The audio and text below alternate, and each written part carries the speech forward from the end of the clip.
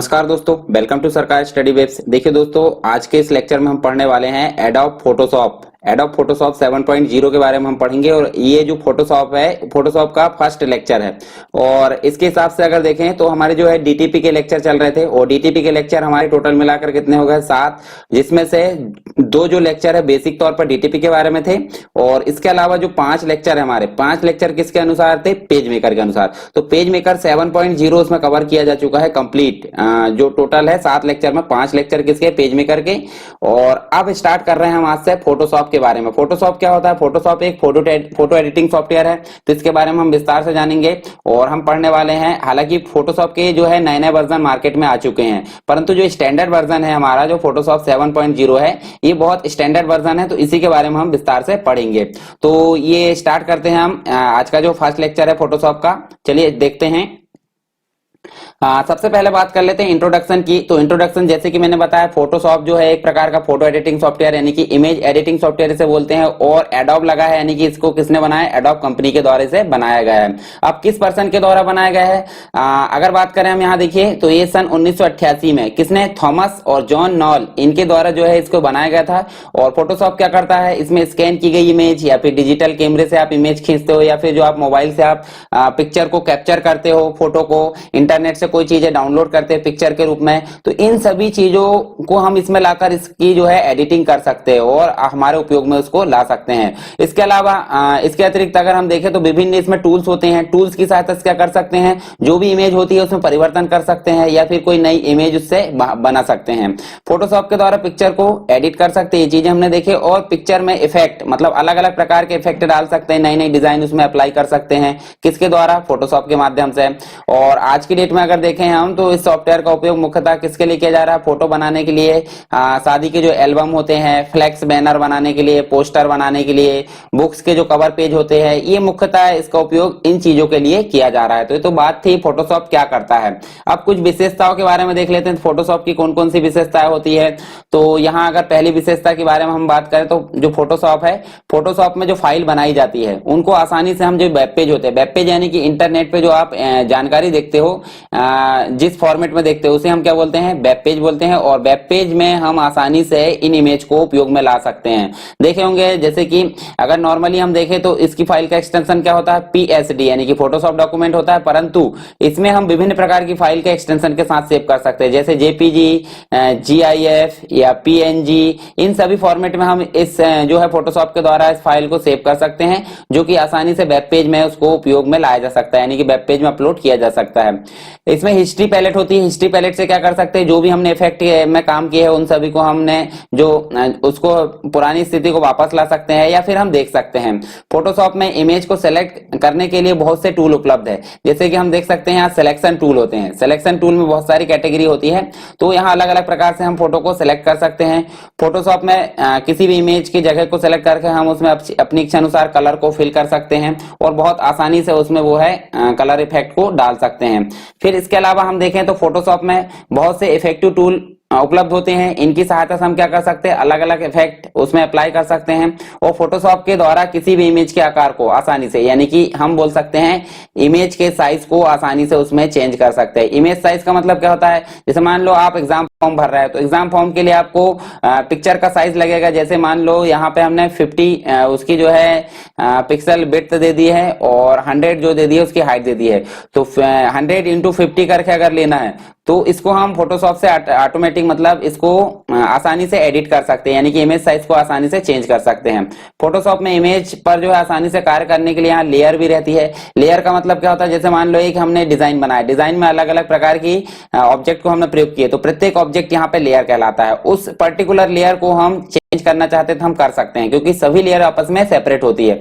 तो जो पिक्चर बनाई जाती है फोटोशॉप में लेयर के माध्यम से बनाई जाती है। फिर फोटोशॉप के द्वारा बनाई गई इमेज को अलग अलग एक्सटेंशन हमने बात किए थे, इसमें बहुत सारे एक्सटेंशन से सेव कर सकते हैं, जैसे कि बिटमैप होता है, जीआईएफ होता है, जेपीजी होता है, पीएनजी होता है, पीडीएफ होता है। तो इन सभी फॉर्मेट में हम जो फोटोशॉप की फाइल है या जो डॉक्यूमेंट है उसको सेव कर सकते हैं।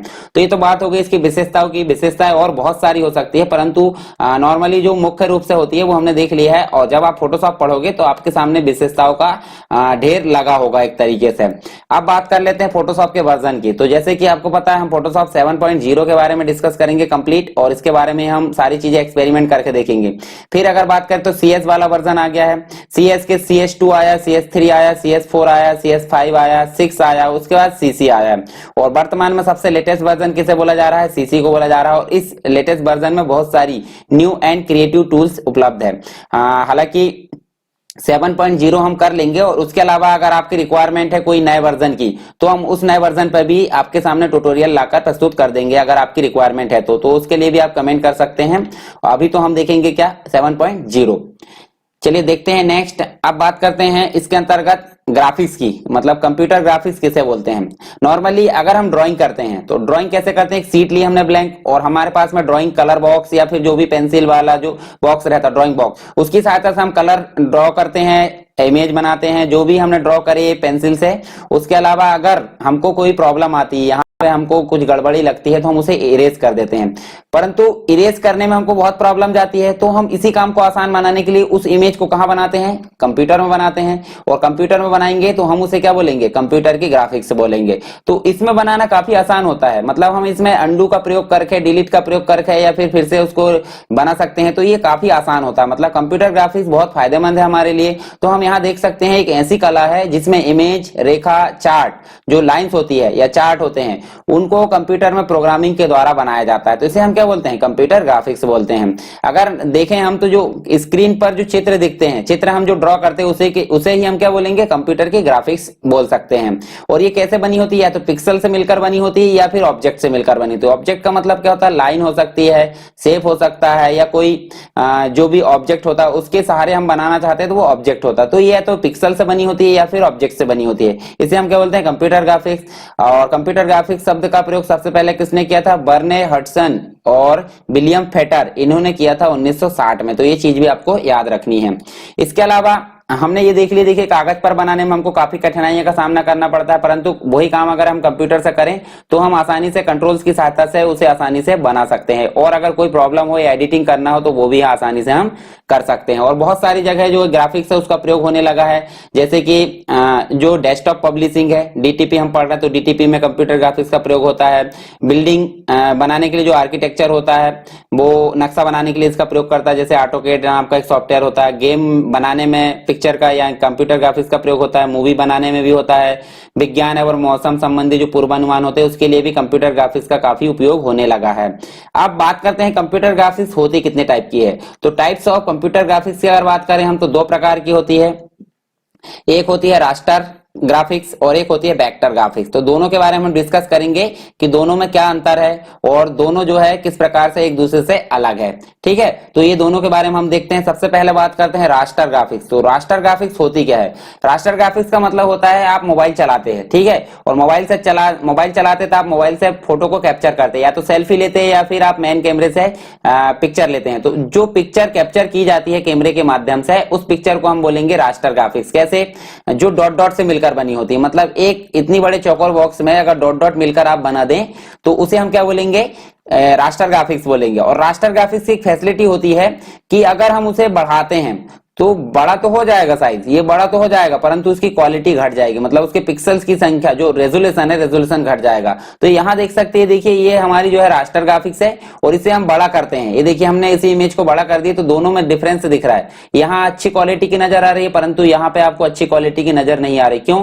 क्योंकि इसकी जो गुणवत्ता है बड़ा करने पर घट जाती है और छोटे में क्या रहती है? अच्छी रहती है। तो पिक्सल, सिंपल सी बात है।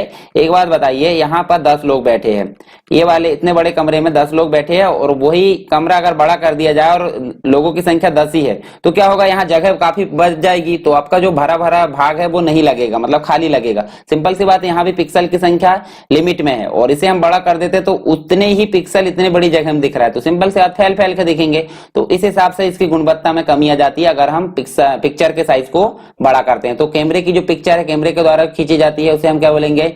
रास्टर ग्राफिक्स बोल सकते हैं। अब आगे बढ़ते हैं हम वेक्टर ग्राफिक्स की तरफ। तो वेक्टर ग्राफिक्स क्या होती है?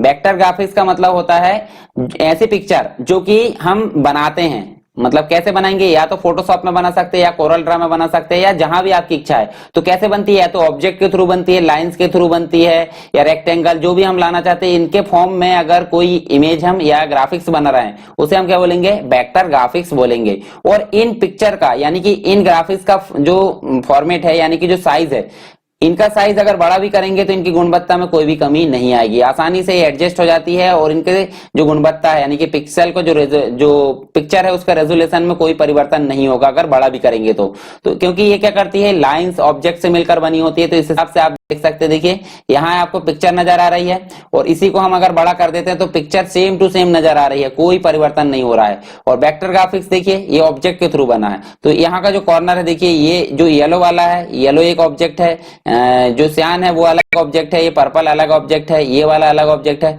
तो अलग अलग यहाँ ऑब्जेक्ट आपको नजर आ रहा है और यही ऑब्जेक्ट से मिलकर बनी जो पिक्चर है वो कहलाती है वेक्टर ग्राफिक्स।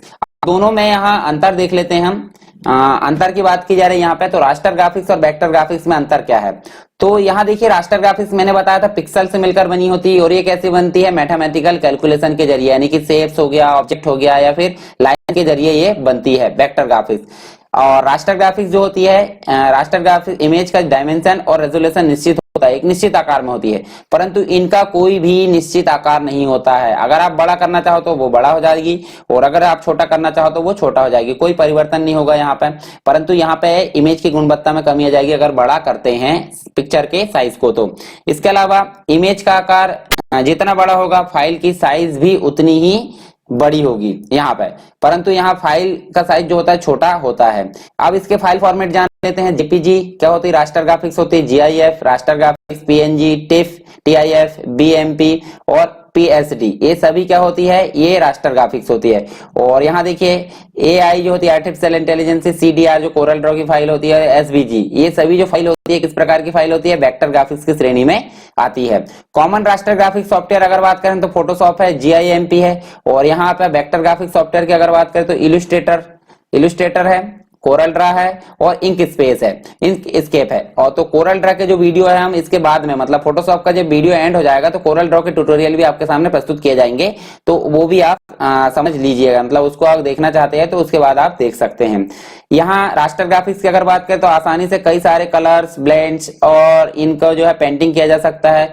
और यहाँ पर देखें तो रास्टराइजिंग के कलर्स को ब्लेंड कर पाना मुश्किल होता है। मतलब हम सिंपल सी बात है, जो वेक्टर ग्राफिक्स है, वेक्टर ग्राफिक्स क्या बनती है, ऑब्जेक्ट से मिलकर बनती है, तो वेक्टर ग्राफिक्स को रास्टर ग्राफिक्स में कन्वर्ट कर सकते हैं, परंतु रास्टर ग्राफिक्स को वेक्टर ग्राफिक्स में कन्वर्ट नहीं कर सकते। तो ये चीज भी आपको ध्यान में रखनी है। पेंटिंग के लिए यहाँ पे ये परफेक्ट मानी जाती है और ये ड्राइंग के लिए परफेक्ट मानी जाती है। रास्टर ग्राफिक्स को वेक्टर में कन्वर्ट किया जा सकता है, देखिए मतलब यहाँ मतलब काफी समय लगेगा, मतलब बहुत कठिनाई होगी, नहीं किया जा सकता, एक तरीके से नहीं किया जा सकता। रास्टर को जो है वेक्टर में कन्वर्ट नहीं किया जा सकता, परंतु वेक्टर ग्राफिक्स को आसानी से रास्टर में कन्वर्ट किया जा सकता है, क्योंकि ये जो पिक्सल होते हैं, पिक्सल यहाँ पे प्रॉब्लम करेंगे, या तो पिक्सल फट जाएंगे या रेजोल्यूशन की क्वालिटी घट जाएगी अगर वेक्टर में कन्वर्ट करना चाहे तो। दोनों में अंतर हो गया रास्टर ग्राफिक्स और वेक्टर ग्राफिक्स में। अब बात करते हैं फोटोशॉप फाइल एक्सटेंशन की। तो फोटोशॉप फाइल एक्सटेंशन क्या होती है, हमने देखे वेक्टर ग्राफिक्स और रास्टर ग्राफिक्स, तो उन्हीं में हमने देखिए यहाँ पे कुछ एक्सटेंशन देखे, तो ये एक्सटेंशन के बारे में हम कुछ डिटेल में देख लेते हैं यहाँ पे।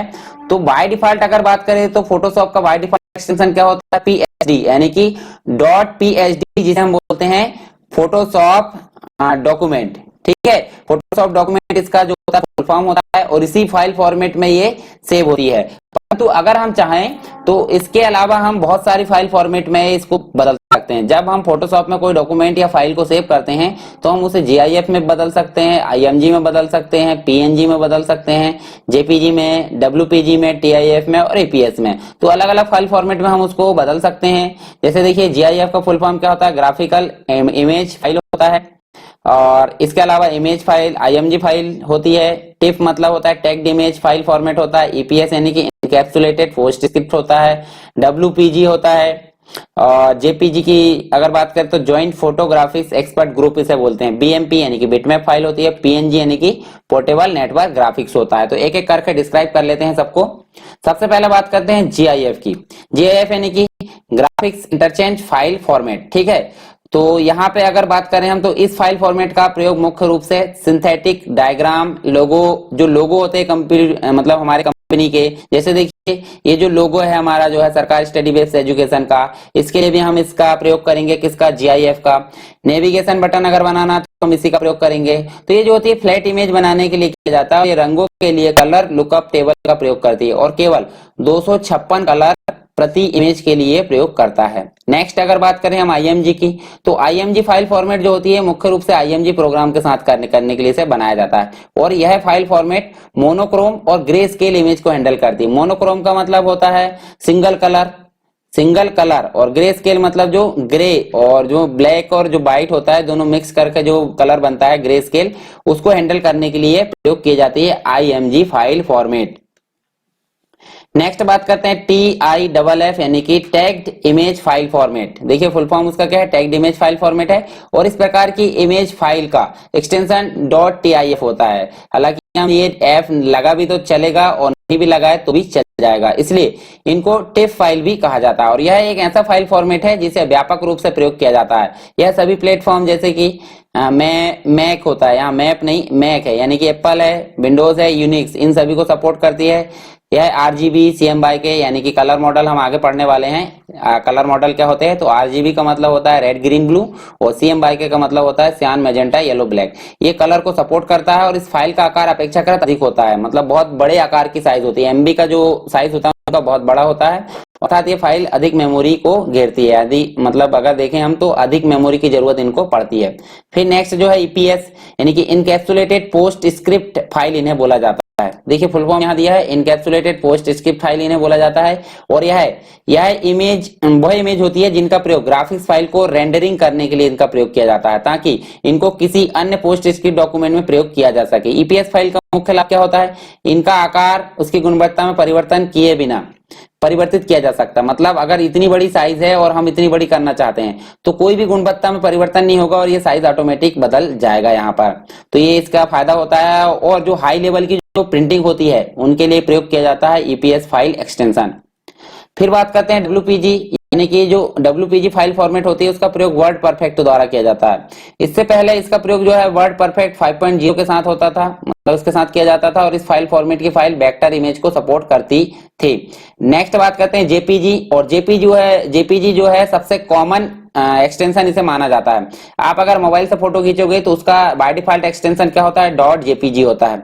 तो JPG यानी कि जॉइंट फोटोग्राफिक एक्सपर्ट ग्रुप इसे बोला जाता है और यह रास्टर ग्राफिक्स फाइल फॉर्मेट है। ये हमने देखे पिछली स्लाइड में डॉस, विंडोज, मैकिंटोश और यूनिक्स आदि के लिए स्पेस के लिए बचत करने के लिए, मतलब ये इनका जो साइज होता है, मतलब जो JPG फाइल होती है इनका साइज कैसा होता है, बहुत कम होता है और ये कंप्रेस करती है अपने आप में।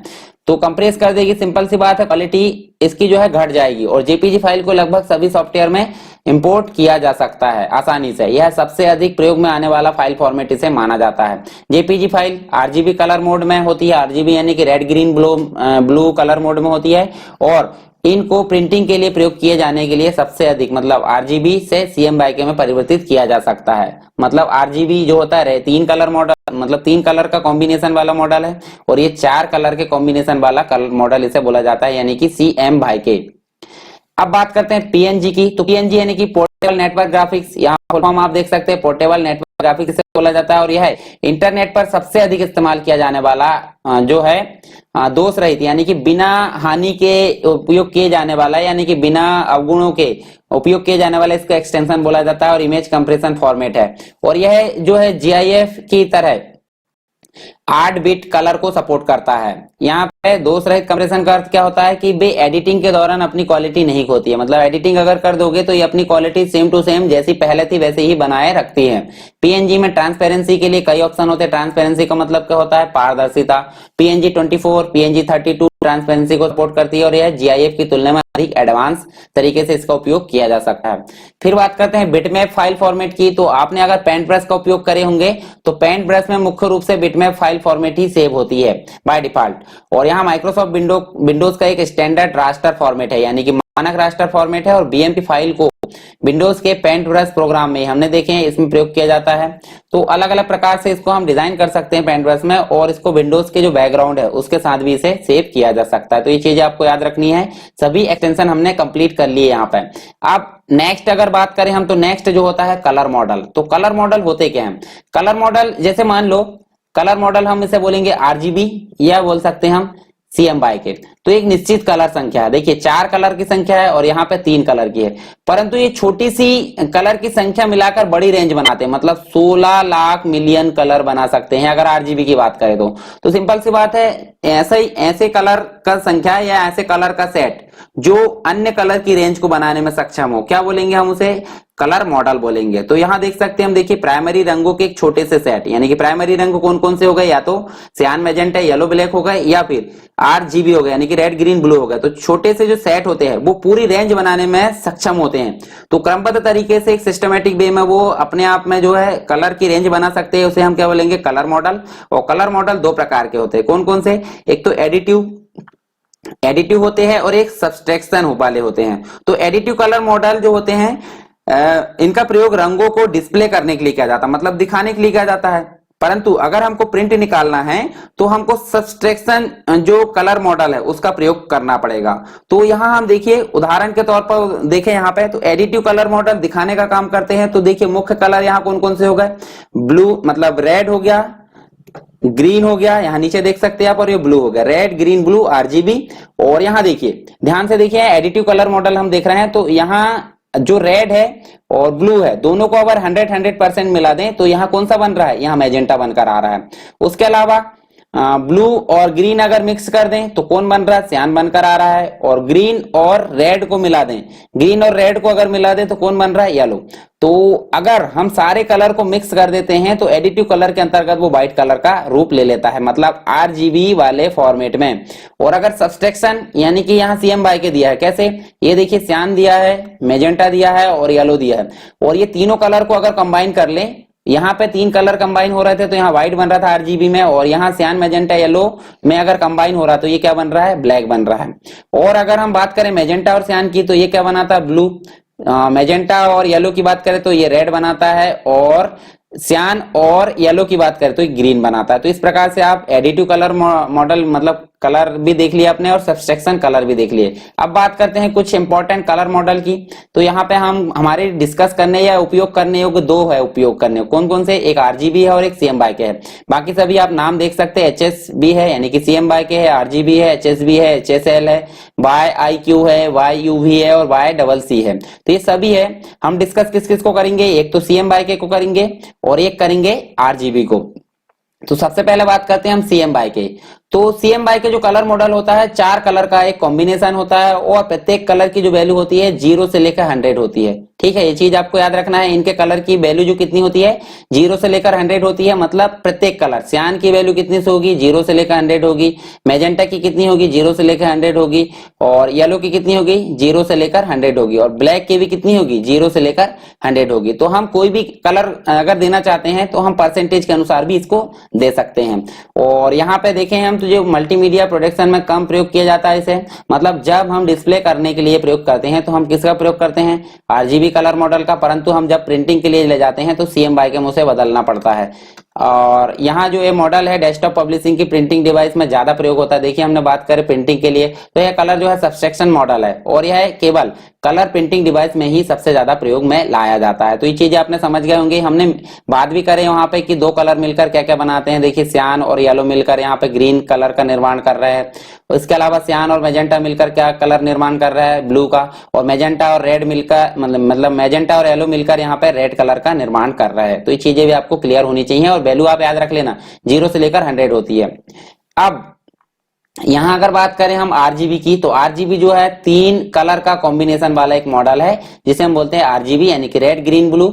और ये जो है डिस्प्ले करने का काम करता है। जैसे कि देखिए यहाँ पे आपको दिख रहा है रेड ग्रीन ब्लू, और इनकी जो वैल्यू होती है 0 से लेकर 255 होती है। हमने देखे थे सियान की वैल्यू कितनी होती है? 0 से लेकर 100 तक होती है, और इसकी रहती है 0 से लेकर 255 होती है। मतलब प्रत्येक कलर की वैल्यू कितनी होगी? 0 से लेकर 255। हम उसके अनुसार उनकी वैल्यू को चेंज कर सकते हैं।